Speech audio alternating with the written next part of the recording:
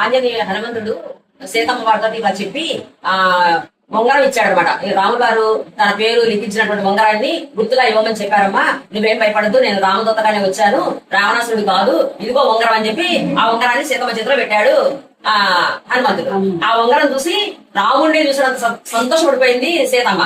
సంతోషపడిపోయి అన్నది, ఇక రాముడు ఎలా ఉన్నాడు, నేను నేనే మరేది పడుతున్నాడా, మరి ఆహారం తింటున్నాడా తెలియదా, మరి కౌసల్య సుమిత్ర వాళ్ళు ఎలా ఉన్నారు, భరతుడు ఎలా ఉన్నాడు, అవన్నీ చెప్పు హనుమాటది. అంటే రాముడు లేకటం సీత సీత అనుకుంటూ తెలుస్తున్నాడు.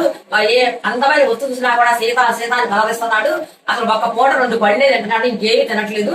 చాలా దుఃఖిస్తా ఉన్నాడమ్మా రాముడు. నీ రాక కోసం నువ్వు ఎక్కడున్నావు తెలవక ఆగారు, తెలిస్తే మాత్రం ఒక్క క్షణం కూడా ఆగరు. అక్కడ వానరులు అందరూ కూడా విధులు చూసుకున్నారు. ఎప్పుడైతే వార్త తెలిసిందో అమ్మాయి ఎక్కడ తెలిసిందో వచ్చేద్దామని చెప్పి అనుకుంటారమ్మా అని చెప్పి చెప్తాడు. చెబితే అవును హనుమ, ఈ రాక్షసుడు చాలా దుర్మార్గుడు, 10 సంవత్సరాలు గడువు ఇచ్చాడు నాకు, 10 మాసాలు గడిచిపోయాయి, ఇంకా 2 మాసాలే ఉన్నాయి.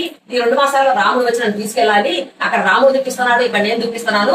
మరి కాలాన్ని ఎవరు కూడా ఆపలేరు కదా, అందుకే దుఃఖాలు వస్తే ఎవరు చేయలేరు, అందుకనే అని చెప్పని అమ్మాడది. అంటే అంటాడు కదా హనుమంతుడు, ఎందుకమ్మా ఇదంతా, ఇప్పుడు నువ్వు ఒప్పుకుంటే నా భుజాల మీద కూర్చుంటే నేను తీసుకెళ్లిపోతాను, గంట సేపులో క్షణాల మీద రాముడి దగ్గర ఇచ్చేస్తాను, రాముడి దుఃఖం నీ దుఃఖం అన్ని తొలగిపోతాయమ్మా, నేను తీసుకెళ్తా అన్నాడు.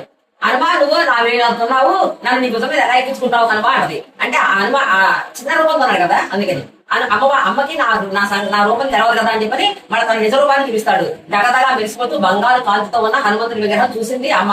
చూసి హనుమ నీ సంగతి నాకు తెలుసు, రాముడు నిన్ను పంపించాడు అంటే నా దగ్గర సామాన్యంగా పంపించాడు కదా, నీకు ఎంతో బలవంతుడివి యోధుడివి కాబట్టి నేను పంపించాడు నాకు తెలుసు, కానీ నీ రూపం చూడాలని నేను అట్లా అన్నాను. కానీ నువ్వు కనుక నేను భుజం మీద తీసుకెళ్తావు అనుకో, నువ్వు వాయు వేగంతో వెళ్ళిపోతావు, మరి ఆ వేగాన్ని నేను తట్టుకోలేక పడిపోతే సముద్రంలో పడిపోతాను కదా. అది కాకుండా ఈ రాక్షసులు నువ్వు తీసుకెళ్లాలని తెలవడంతో కత్తులు కటాలు తీసుకుని వచ్చేస్తారు, 1000 మంది రాక్షసులు వచ్చేస్తారు నీ మీద యుద్ధానికి. అప్పుడు నిన్ను నువ్వు కాపాడుకోవాలి, నన్ను కాపాడుకోవాలి, వాళ్ళతో యుద్ధం చేయాలి, ఇవన్నీ జరిగే పనులు కావు.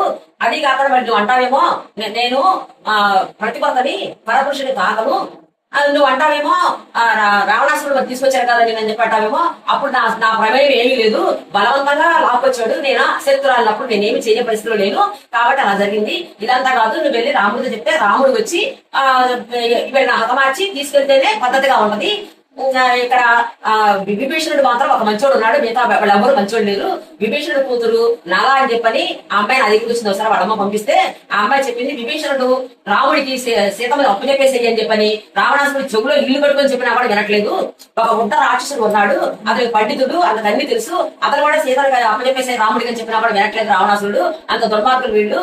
ఈ 2 మాసాలు గడిచిపోయాయంటే ఇవాళ నన్ను బతకనివ్వరు, అందుకని నువ్వు వెళ్ళి రాముడితో చెప్పు, రాముడు వచ్చి రాక్షసుల్ని వధ చేసి రావణాసుని వధ చేసి నన్ను తీసుకెళ్తాడు, అదే పద్ధతిగా ఉంటది, అలా చేద్దాము హనుమ. నువ్వు రాముడి యొక్క శక్తిని సంఖ్యించక అవసరం లేదు. జనస్థానంలో 14,000 మంది రాక్షసుల్ని ఒక్కడే హతమార్చేశాడు, ఈ రాక్షసులు ఆయన లెక్క కాదు, అలా చేస్తే పద్ధతిగా ఉంటది హనుమ అని చెప్పంటది సీతమ్మ. జై